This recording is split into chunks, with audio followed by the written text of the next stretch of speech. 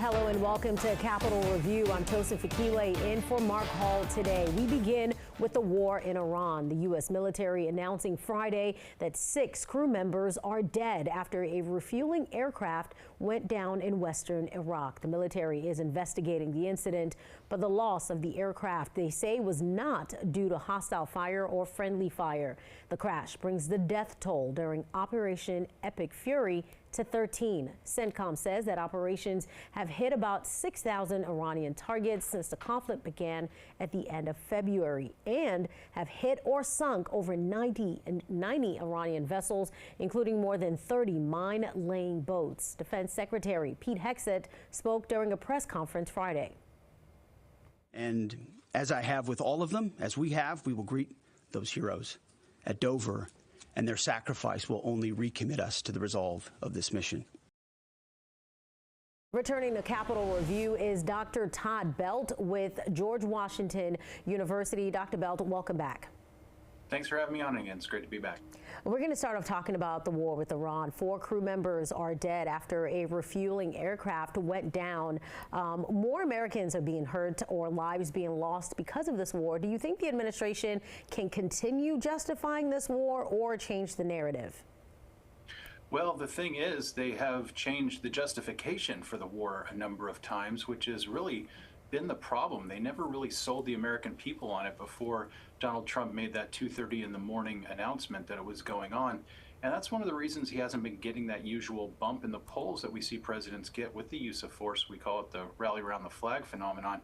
And as long as we're spending a lot of money in terms of treasure, and as long as we're spilling a lot of American blood, and people are going to be seeing things that are happening in the war, such as the bombing of the girls' school, I think that this can continue to lower the president's approval and have more people be dead set against the administration's plans for this war. And it's escalating even further, involving more places in the Middle East. Do you think it's gotten bigger than the administration anticipated? Well, I think it has, and I also think the administration did not anticipate the resistance that they're now getting from the Arab Gulf countries who are asking for a quick end to this because they're getting caught in the crossfire. They want a negotiated solution and they want it fast. And so the president's allies around the world really aren't there. And frankly, he didn't try to get a group together to try to form a coalition the way that we've seen other presidents do it in the past. And that's also coming to bear as well.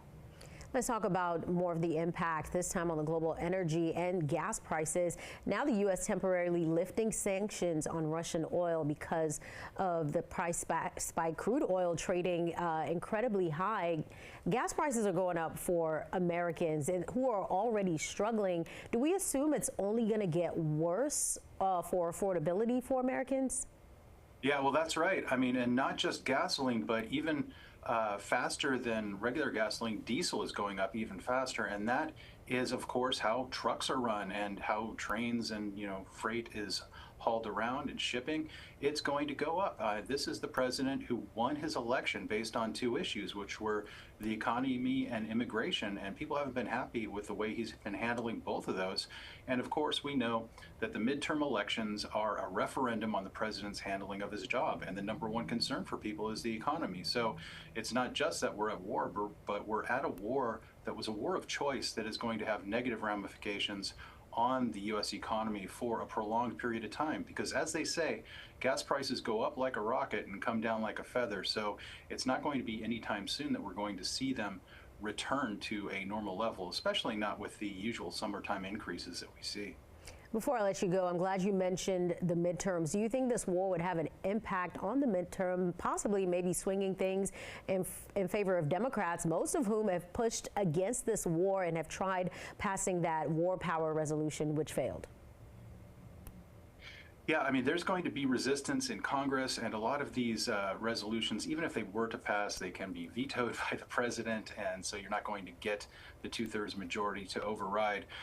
There's a lot of people who are in Congress who are upset about this. Some of them are retiring, but we're going to have to see what the long-term effects are.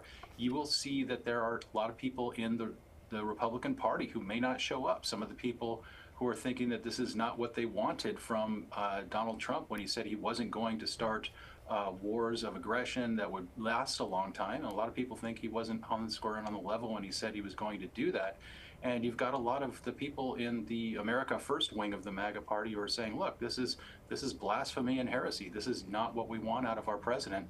And that can reduce the Republican turnout, which can really help the Democrats. All right, thanks to Dr. Todd Belt with George Washington University. Thank you.